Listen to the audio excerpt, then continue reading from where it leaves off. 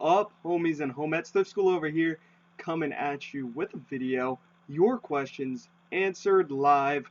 So basically, we're gonna wait for people to pile in. We're gonna answer some questions, anything you need to know, not only about Amazon and eBay, but just reselling in general, thrifting, how I find my things, just anything. And I do get questions on a lot of my videos asking a whole bunch of different questions. So while we wait for people to come in, I have a few in my head right up in here that we are just going to answer. And the first thing I just want to start off with is people always ask where I get my poly bags and where I get my packaging material. I get that question in a lot of my videos, surprisingly. I do include links down below in all of my videos to where I get all my things on Amazon, the exact link for where I buy my poly bags, where I store my clothes and all my labels and things like that. That's all included down below. It is an affiliate link, so I make a little bit of money on it, but not a lot. So that's down below if you ever need to know that. Secondly, a lot of people ask me where I mainly source, and mostly I'm sourcing at places like Goodwill. I don't really go to Savers. Savers around where I live isn't the best. I know around the country there's also Value Villages and things like that. But for where I am right now, Goodwill is the best. Most Salvation Armies and things like that have pretty much gone out of business, right? Well, in Connecticut anyways. I think there might be one or two left, but really there's not too many of them left. So I usually find a lot of my, main stuff at Goodwill. Now I do some online arbitrage as well, so I am buying on eBay, selling back on eBay. I'm not only doing eBay, I'm also buying off of certain websites that I find that have good deals and things like that. I don't do that often because I'm not very good at it, but I do find stuff that way as well. Also, besides the thrift stores and besides online, retail arbitrage is something I don't do so much, going to places like Walmart or Target, things like that. I know some people that I follow on Instagram actually do mostly retail arbitrage and they come out with killer scores. And around where I am, I just don't have those same sort of sales. Now, I'm sure there are items in my stores that sell really well retail arbitrage, but I just have yet to really find it. Now, I do find things here and there, but nothing amazing. So, thrift stores, mostly Goodwill. I do also like to go to little consignment shops, especially for eBay stuff. These consignment shops have clothing, sometimes really high-end clothing brands, and I actually bought a nice Charles Thurwitt, or Thurwitt, I think, a weekend shirt. And it's a long sleeve, red, white, and blue button up. I actually need to get that listed since 4th of July is coming up. July is coming up, summer, right? Red, white, and blue does best around that time. So I find that doing that when I list that, it'll sell. Now, I only picked that up for $6 at a consignment shop. So a lot of people pass up on these places. They don't go into them because they figure, well, it's a lot of women's clothes, especially if you're like me, and I only buy and sell men's clothing. And also people think that the prices are going to be higher, things are going to be older. No, that's not always the case. I mean, like I said, I found a great shirt for $6. Normally at a thrift store I would pay, $4 to $5, but paying the extra dollar or two, I'm still going to triple my money at least, which is nice. Those shirts sell for around $25 to $30. So spending $6 to do that, not too bad at all. And now, besides those places, I can't really think of anywhere else I source besides the occasional OfferUp, Craigslist, Letgo, those kind of buying and selling sites. I don't know what's going on with the live stream right now. As you guys can tell, there are no comments right here. We only have 3 people watching. Normally, when I go live, there's like a good 30 at this point. So, not 100% sure what's going on. Maybe everybody's out for Father's Day. Very odd, but that's okay. We'll just leave that. We'll just leave that blank. Doesn't really matter. I'll just answer questions right off top of my head that I can think of. So those are really the main places I source. Now people ask if I test everything. Do I test every little thing that I sell? And I was watching Global Voodoo, who is another reseller on YouTube, and he was kind of calling people out, saying, "Hey, I can't believe you don't test everything. That's not good. I can't believe you admit that, yada, yada, yada." And technically, I do test everything, but I do not test it all the way through. So, perfect example, vinyl records. I believe he actually sits there and listens to the entire record front and back, from what I gather. I don't know if that's 100% accurate, but that's kind of what it sounds like. I don't do that. That's insane to me. Maybe it's perfect sense to you, but that's just insane to me. I personally, I'll put it on, make sure it's not warped, and I'll look at the area on the record that's the most scratched if there's scratches on it, and I'll put the needle right there and let it go a few rotations. If I don't really hear anything, then it's fine. And that's pretty much how I do it, and that's how I test all of my records to get them in and out. CDs, I have a disc cleaner. I don't test my used CDs at all. If they look clean on the bottom, they're getting shipped off. I've never had an issue. Um, and then video games, if it's a cartridge-based game, so right over here we have games like Street Fighter, Power Rangers, some Global Gladiators game that's actually not worth anything. Um, those type of games I will test no matter what, because you just have to, you got to test those. You can't tell if they're going to work or not. Disc-based games, I don't really test. Now, if I put them in the disc cleaner, they're still kind of iffy. I do have a perfect example that sitting right over here. If oh no, that's not it. Well, if they're still a little iffy after I put them through the disc cleaner, then I really won't do anything. I'll have to test it. But if I don't have the console, then I'm kind of in a weird state where okay, I can't really send it off. I can't really clean it to the fullest extent. Perfect example is PlayStation 3 games. If they're really scratched up with disc cleaners, you're not supposed to use the sander on the Blu-ray. So I just polished it and did all that, but it was still really bad, so I used the sander anyways, which was stupid. I got it for free. It came as a double in a case, which was awesome. So it doesn't really matter. I'm not really out money, but things like that I will certainly, have to test if they don't look nice. So we do have one question here. We have Russell S. saying, are sales on eBay slow for you? What are the slowest times of the year for sales on eBay? Right now, sales are extremely slow for me, actually. I don't think I sold anything today, yesterday, or the day before, maybe. And I have well over 300 listings, so I don't know how that is for everybody. But yeah, my sales have definitely been slow. I think I had 3 sales, though, two days ago or 3 days ago. So that was kind of nice, so it just bumped up a little bit. And they were decent sales also. I believe a $50 shirt, $25 shirt, and a $21 shirt. So nothing amazing, but that $50 one definitely helps since I only paid $5 for it. Sales on eBay have been slow. Sales on Amazon have been slow as well. I've been sending off my Amazon shipments, and it definitely hurts that Amazon is restricting items and products to send in because I have a bunch of boppets over here that I can't really do anything with, and they're just taking up space. Same thing with my Nerf gun over here. I've been getting everything sent back to me, and especially when these items get returned, you can't sell them anymore because Amazon won't let you. So I have a lot of items. I have board games that are just randomly restricted and just random things that get restricted after I buy them, which is just, oh, I hate it. So I got a lot of piles here that I'm gonna have to try and do eBay with or things like that. But yeah, for sure, sales are a lot slower right now. It is June. I'd say, anywhere between May and August, sales are dead slow for me. When back to school season starts at the end of August to September, they start to pick back up. And then, of course, October, November, December, they're amazing. January, February, March. January and February, they're very good because people are using their gift cards and people are still spending. March, it starts to slow down. April, it starts to slow down, but not too bad. And then after that, it just gets very, very, very slow. So it's always good to have money saved up.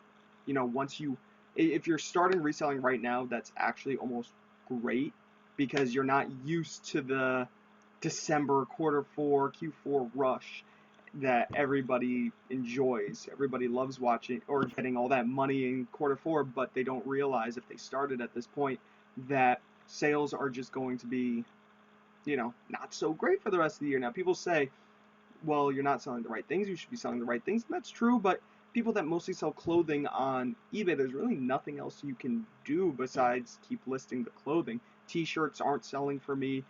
Tank tops aren't selling for me, so I do have summer clothing available. Now, I do have a bunch of shirts sitting right over here that I'm going to list a few of today. I want to test these video games over here, and I do have a few just random cassettes and stuff, but those all go to Amazon. So I'm not really going to mess with anything for Amazon. I think I'm just going to put all the Amazon stuff into a box and stick it over there, worry about that tomorrow or the next day. But today I really want to focus on eBay, get my listings up, get rid of a lot of this stale inventory because I'm actually not thrifting until I get all of this stuff listed, and I highly recommend you try that as well.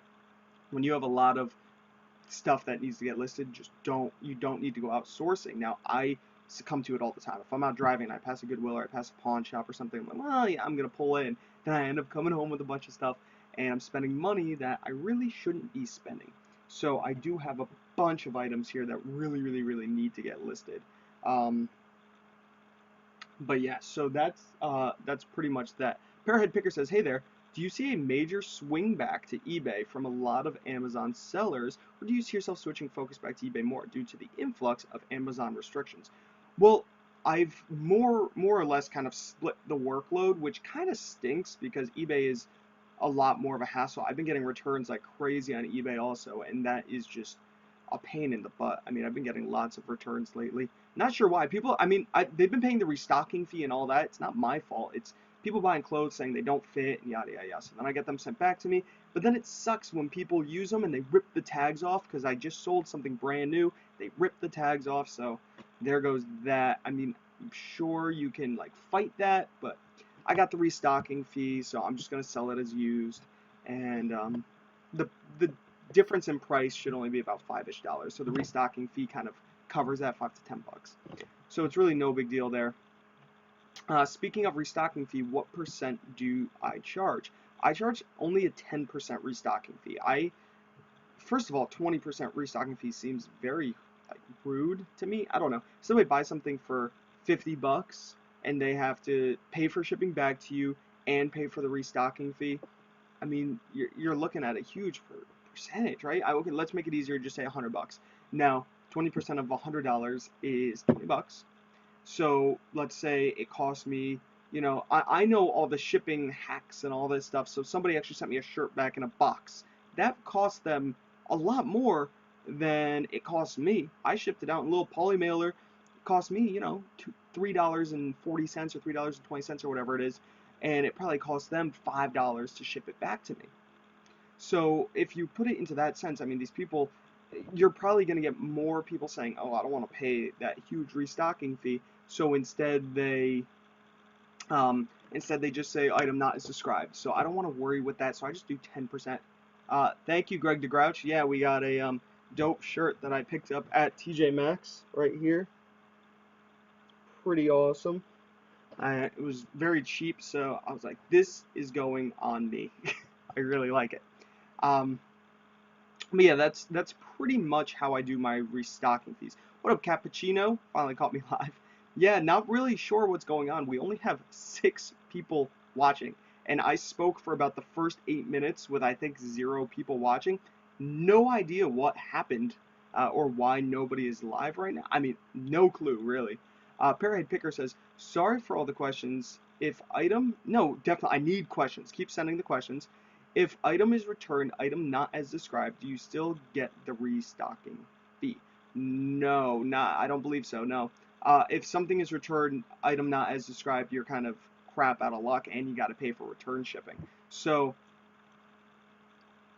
that's why I like to do 10% because people are more willing to spend that 10% plus the shipping back. Because if they spent $100 on something and they didn't like it, well, it costs $5 ship back. They're out $15 extra. So that's not really that big of a deal as compared to maybe $30 when it comes down to the shipping plus everything. So Abandoned Exploration Adventure says he never got a notification. Oh, that's odd. That's got to be what's going on. For some reason, probably nobody got a notification that I went live, which is very odd. So definitely make sure you click the bell underneath my channel so you get notifications for when I go live, because I don't really have a set schedule. It clearly happened right now, so that's very weird to me. All right, see you, Parrothead Picker. Russell S says, "Do you sell on any other platforms besides eBay and Amazon? Examples: Etsy, Bonanza, OfferUp, Letgo." I do not sell on Etsy. I do not sell on Bonanza. I sometimes do OfferUp. I don't do Letgo, but I have Letgo on my phone. I sometimes do OfferUp. I don't do Craigslist either. But I don't really do a local game at all. Really not at all. When it comes down to it, I do eBay, Amazon, merch by Amazon, and I did Kindle for a little while, but that doesn't really count anymore. So pretty much just eBay, Amazon, and merch by Amazon, which is their t-shirt creation site, really. It's connected through to Amazon, so it all counts as one. Now, I would like to have one more thing, but I don't really have that yet. I think if I were to do another thing, I would open up a Shopify store because I truly believe in running everything yourself so you're not screwed if Amazon restricts things. And eBay is, eBay, I'm doing a lot of one-offs. So if I opened up my own Shopify store and I had a brand, that could be something that, is very beneficial for the future. So those are really the only three things that I sell on. Greg DeGrouch says, everyone, eBay does not give a crap if you don't accept returns. They will side with the buyer no matter what. I just had a customer who claimed crushed box but did not provide me a picture of the customer. Yeah, so that is definitely a thing. eBay doesn't care. You will have to accept the return. So no matter what, accept returns. My opinion. I mean, I have a 30-day return policy, but I think they'll still customer did not reply for 2 weeks and the customer still won. Yeah, that definitely happens, Greg. It's kind of a pain. Um, I actually have to contact eBay. I keep calling them and I keep getting put on hold. It's been a couple weeks, so hopefully they give me my money back. But I'm gonna call them today because I sold a jacket that the post office lost. Post office lost it. It's stuck in shipping. It's not even lost. It's just stuck in shipping. That's all. And it's stuck in a place in Texas, and the buyer is in Texas, but stuck all the way across the state. And they knew, and they said, "Hey, I totally get this. It's not your fault." So I contacted eBay, told them what happened, and they sent me a message back saying they sided with the buyer and they took the money out of my account. Like, what do you mean you sided with the buyer? I'm the one that contacted you. The buyer said it's not my fault, and they just gave the buyer the money back and took it out of my account. So I have to contact eBay, send them the tracking info again, even though I already sent it to them. It said I didn't send them the tracking, even though I sent them the tracking. So it's better when you could just talk to somebody on the phone and get them to do it right then and there. Except eBay's phone service is garbage lately. You could wait on the line for 30 minutes and get no one answering. And that is what I've been trying to do for the past 2 weeks. I've called about 4 or 5 times. Every single time I wait at least 10 minutes. Sometimes I wait 20 minutes. I just put on speaker and no one picks up. It's just the music and the music and the music. And I'm just stuck. Freaking sucks. And I know you could get them to call you, which I'm going to have to do because I keep forgetting to do that. So that's on me. Have I ever done USPS claims? No, I have not, Greg Grouch. Russell S. says, how long do you think it would take to get customers and sales when you open your own store, whether it's Shopify or some other site? Well, that totally depends because it depends on how well you market it. It's not about your product, really. You could create the best product ever, but if no eyes are on it, you're screwed. So I believe it's all about setting up Facebook ads, Instagram ads. I don't know about Twitter ads. I don't use Twitter, so I don't even care.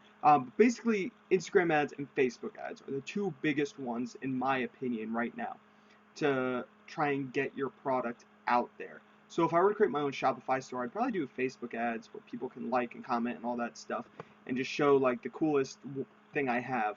I always see people doing the ASF, America as F shirts. That is a company that promotes on Facebook a lot, and I always see their notifications. Those bandana masks I always see on Facebook. They advertise a lot. They're getting a lot of sales through that. So that's definitely what I would do for my Shopify store.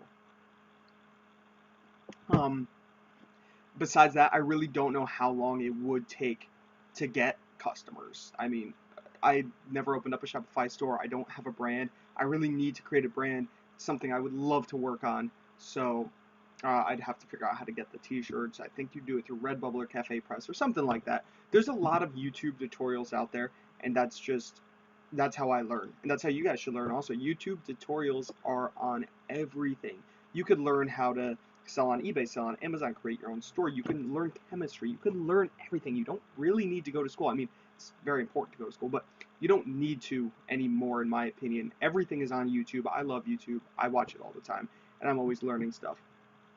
But yeah, that's pretty much it, guys. I'm actually going to head out. We're about that 20-minute mark. Make sure to give it a thumbs up before you leave. Comment down below if you have any other questions. I'll do another Q&A, and I will have all those questions and with your names and all that. I'll be able to shout you out, shout out your channel, and read off the questions finally, which would be nice. And subscribe if you haven't already. This is Thrift School, signing out. See ya.